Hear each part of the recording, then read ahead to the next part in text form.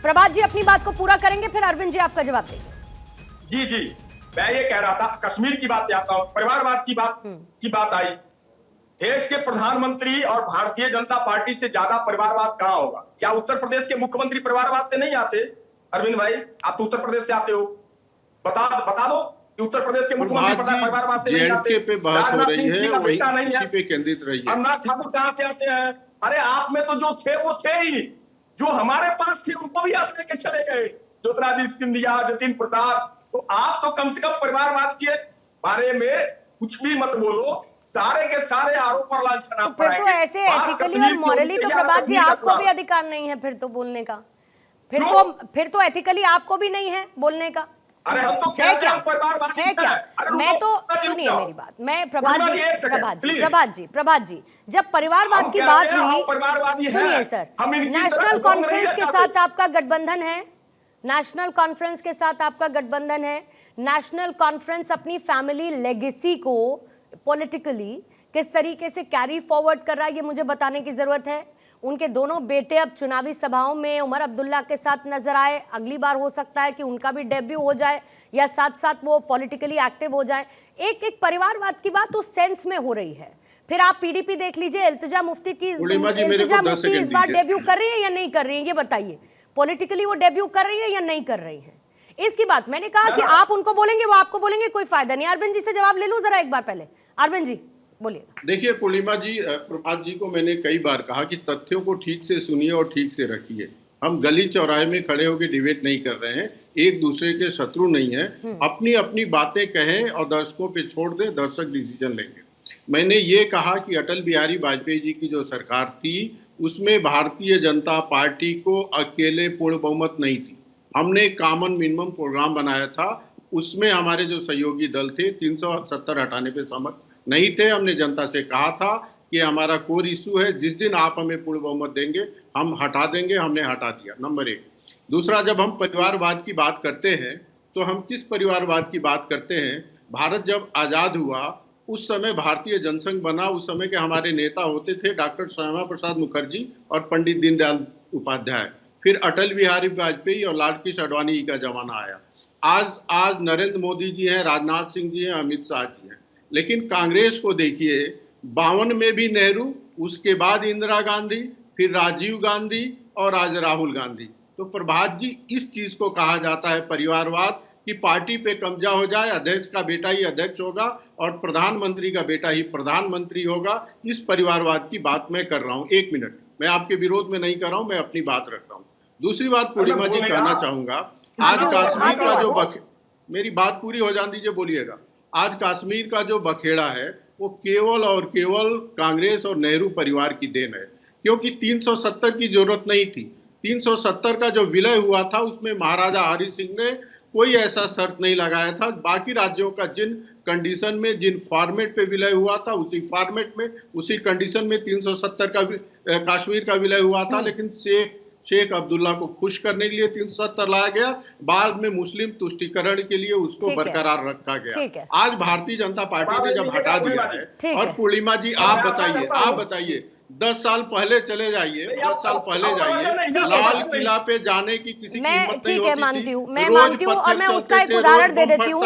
और टीम से मैं रिक्वेस्ट भी करूंगी एक बार कि अगर मुमकिन हो तो जरा जो लाल चौक पर गणेश विसर्जन की तस्वीरें आई हैं, उन तस्वीरों को अगर थोड़ी देर में हम दिखा पाए उसको अरेंज करते हुए।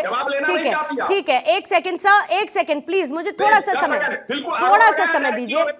पीडीपी के प्रवक्ता, आप इतना बेचैन क्यों हो जाते हो? समय मिलेगा आप बोल। पीडीपी के प्रवक्ता सोहित शर्मा भी जुड़े हुए हैं। अच्छा ठीक है, प्रभात जी बोल लीजिए, पहले आप बोल लीजिए। प्रभात जी नाराज मत होइए, सुबह सुबह का वक्त है सर, अच्छा दिन है, इलेक्शन हो रहे हैं। ठीक है, बोलिए। मैं तो ऐसे शब्दों में नहीं जाऊंगा जैसे शब्द आप इस्तेमाल कर रहे हो। ये आपको खुद तय करना पड़ेगा कि गली नुक्कड़ की डिबेट में कौन खड़ा होता है। अरे प्रभात जी आप क्या बोलेंगे, आप बोलिए ना। अच्छा लड़िए मत, कुछ नहीं पता है। 1989 से लेकर के आज तक गांधी परिवार का कोई भी व्यक्ति एक मंत्री तक नहीं बना, आपको पता ही नहीं है कुछ। आज ही हमारे अध्यक्ष ठीक है, जाति से आते हैं, ठीक है प्रभात जी, प्रभात जी ठीक है। सोहित शर्मा पीडीपी कुछ के भी नहीं बोलना चाहिए प्रवक्ता, ना। पीडीपी के प्रवक्ता इस वक्त सोहित शर्मा भी हमारे साथ जुड़ चुके हैं। नेशनल और एडवाइजरी अरविंद जी एक कमेटी बना के सेकंड, और अरविंद जी, मनमोहन सिंह को कौन Arvind ji dictate one on one करने के लिए नहीं, पूरा Hindustan Arvind ji one on one नहीं, मनमोहन सिंह अरविंद कैसे ji one dummy on one prime नहीं। मिनिस्टर थे और सोनिया गांधी पीछे से हाँ, कैसे वॉल चलाती पर थी ले देश सकते को हैं पता ये है। विजुअल के। प्रभात जी आज जैसे भी- कश्मीर पे बात जैसे कर मोहन लेते हैं, मोहम्मद चला बाद रहे में हैं, नेहरू परिवार पे बात कर लेंगे। ठीक है दुनिया ठीक को है, एक पता है मिनट अरविंद जी नेहरू प्लीज परिवार ने रुकिएगा, कैसे प्रभात जी कांग्रेस को कब्जे प्लीज। में रखा है। सोहित जी भी इस वक्त जुड़े हुए हैं और जरा आपसे मैं रिक्वेस्ट करूंगी सभी से, सोहित जी जरा आप भी देखिएगा, दो तस्वीरें हैं और बहुत शानदार। आप कह दीजिए कि कश्मीर बदला नहीं है, लेकिन इन दो तस्वीरों के दम पर मैं तो ताल ठोक कर कहती हूं कि कश्मीर बदला है।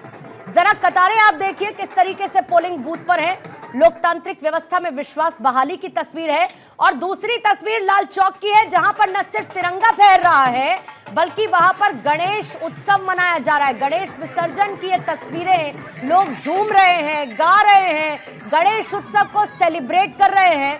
सोहित शर्मा जी पीडीपी के प्रवक्ता हैं आप, और प्रभात जी आप भी फिर बाद में मुझे बताइएगा, जरा लाल चौक पर ये तस्वीरें आपने इससे पहले कभी देखी क्या सोहित शर्मा? बात ऐसी है, जो आप मुझे तस्वीरें दिखा रहे हैं, ये तस्वीरें पहले भी यहाँ पे हुआ करती थी, लेकिन अब बड़े अफसोस से कहना पड़ता है ये कब कभी हुआ आपने करती थी मीडिया में सोहित जी? दिखाया है।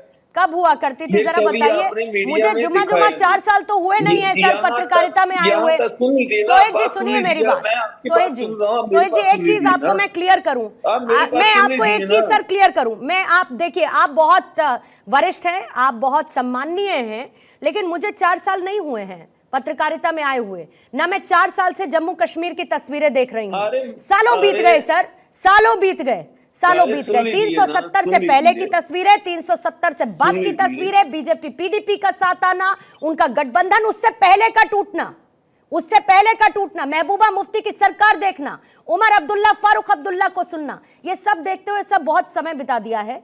तो आप अगर मुझसे कहेंगे कि ऐसी तस्वीरें पहले भी होती थी तो बता दीजिए कि कब होती थी और दिखा दीजिए मुझे वैसी तस्वीरें होती थी। ये बताइए, आप मुझे दिखा दीजिए ना ऐसी तस्वीरें पहले कब देखी आपने लाल चौक पर? लाल चौक की वीरानगी मैंने देखी है साहब, लाल चौक की वीरानगी सोहित शर्मा मैंने देखी है, लाल चौक पर पहरेदारी मैंने देखी है, लाल चौक के आसपास पत्थरबाजी मैंने देखी है। तो आपने क्या देखा आप मुझे बताइए, आप मुझे बताइए गणेश विसर्जन की ऐसी तस्वीरें आपने कब देखी, और अगर आपके पास है तो आप मुझे दिखा दीजिए, अभी दिखा दीजिए, मैं गलत साबित करिए मुझे, आप मुझे गलत साबित करिए। अरे सुन लीजिए ना, सुन लीजिए, आराम से सुन लीजिए।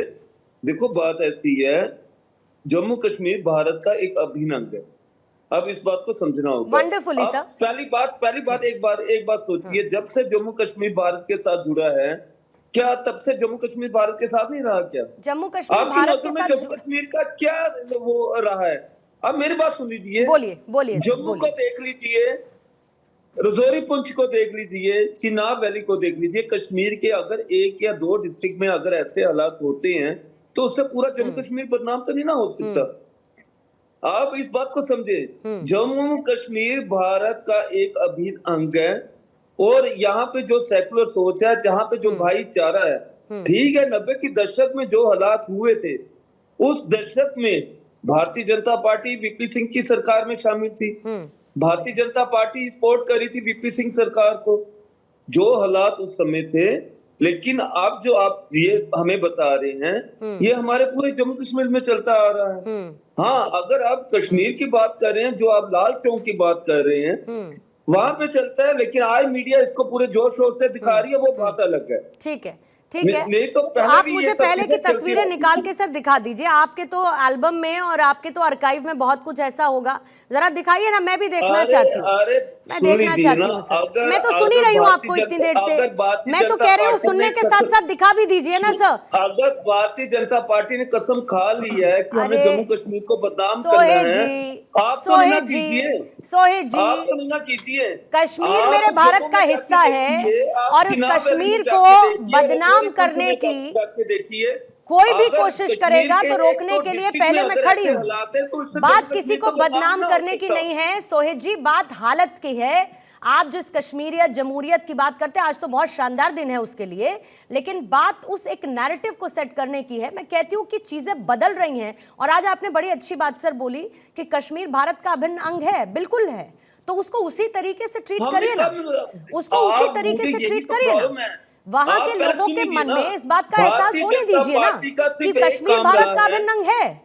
भारतीय जनता पार्टी का सिर्फ एक ही काम रहा है, उसने ठीक है। पूरे भारत ठीक में है, जम्मू भारतीय कश्मीर जनता पार्टी को आप बदनाम किया। कोस लीजिए सर, पानी भर भर के कोसे, कोई दिक्कत नहीं है, लेकिन कश्मीर महत्वपूर्ण है, कश्मीर की व्यवस्था महत्वपूर्ण है, कश्मीर का सौहार्द महत्वपूर्ण है, कश्मीर में शांति महत्वपूर्ण है, और कश्मीर में जो आज लोकतांत्रिक व्यवस्था दिख रही है ये महत्वपूर्ण है, ये बरकरार रहनी चाहिए। बाकी आपको जिस पार्टी को जो कहना आप कह लीजिए। प्रभात जी कुछ कहना चाह रहे हैं? हाँ प्रभात जी बोलिएगा, बोलिएगा प्रभात। लाल चौक की तस्वीर दिखा करके हाँ। आप जो महिमा मंडन करने का कार्य कर रही है, महिमा तो मैं मंडन नहीं कहते हैं इसको, इसको ये महिमा पूर्णिमा मंडन नहीं युद्ध कहते। और लाल चौक का महिमा मंडन मैं क्यों ना करूं? नहीं, लाल चौक का मैं महिमा मंडन क्यों ना करूं? पाकिस्तान का है क्या लाल चौक? पाकिस्तान का है क्या लाल चौक? लाल चौक का महिमा मंडन मैं क्यों ना करूं? गणेश विसर्जन का महिमा मंडन मैं क्यों ना करूं? लाल चौक क्यों ना करूं ये बताइए जरा। आप मुझे लाल चौक का महिमा मंडन मैं कर रही हूं कहकर क्या रोक देंगे? क्या रोक देंगे क्या? आप भी करिए, साथ में करिए, हम और आप इंडियन है, करिए ना, करिए ना सब, करिए महिमा मंडन। आप नहीं करेंगे उसका महिमा मंडन, लेकिन मैं करूंगी और ऑन करते हुए करूंगी, क्योंकि लाल चौक है ये, यहाँ गणेश विसर्जन हो रहा है, बिल्कुल ऑन करते हुए करूंगी मैं। आप मत करिए, आप मत करिए, आप अपने आप को एक्सपोज करिए और मुझे मत रोकिए, क्योंकि मैं करूंगी, मैं करूंगी साहब, मैं करूंगी महिमा मंडन लाल चौक पर फहराते हुए तिरंगे का। मैं करूंगी महिमा मंडन लाल चौक में इस भीड़ का। मैं करूंगी महिमा मंडन लाल चौक में होते इस गणेश विसर्जन और हिंदू त्योहार का। आप कर लीजिए, क्या करेंगे? करूंगी मैं महिमा मंडन। आप रोकिए मुझे, आप रोकिए ना प्रभात जी, आप रोकिए मुझे। मैं आपसे ये कह रही हूँ, आपने शुरुआत गलत की प्रभात जी, आपने शुरुआत गलत की। आपने कहा कि आप लाल चौक पर महिमा मंडन कर रही है। शांत रहिए, पहले एक सेकंड शांत रहिए, आप ही का बीपी बढ़ेगा, शांत रहिए। मैं आपसे कह रही हूं, आपने शुरुआत गलत की।